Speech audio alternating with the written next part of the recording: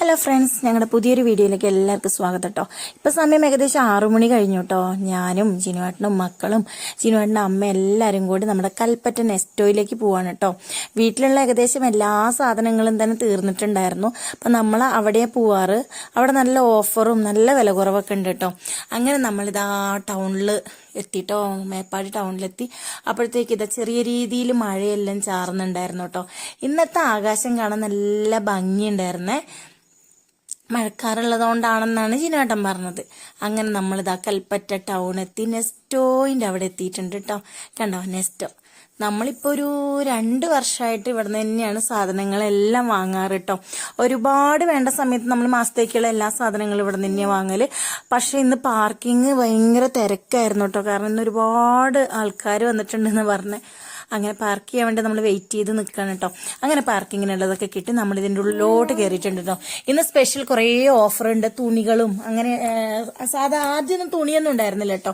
അങ്ങനെ തുണികളൊക്കെ ഉണ്ടായിരുന്നു. അച്ചുവിന് 2 ബനിയനും അമ്പുവാവയ്ക്കും ബനിയനൊക്കെ എടുത്തു. പിന്നെ ഇതാ ഓരോ സാധനങ്ങളായിട്ട് എടുത്തുകൊണ്ട് നിൽക്കുകയാണ് കേട്ടോ.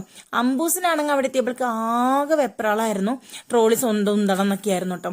അങ്ങനെ അച്ചുവിന് വേണ്ടത് എടുക്കുന്നുണ്ട്, ദേവുവിന് വേണ്ടത് എടുക്കുന്നുണ്ട്, അമ്പുരുവിന് വേണ്ടതും എടുക്കുന്നുണ്ട് കേട്ടോ.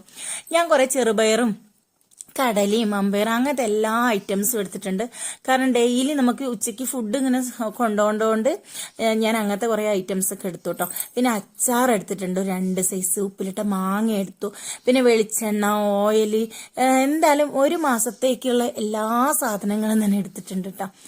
അങ്ങനെ ഇതാ ഏകദേശം നമ്മളുടെ പർച്ചേസ് എല്ലാം കഴിഞ്ഞ് നമ്മളിത് പോയിക്കൊണ്ടിരിക്കുകയാണ് കേട്ടോ.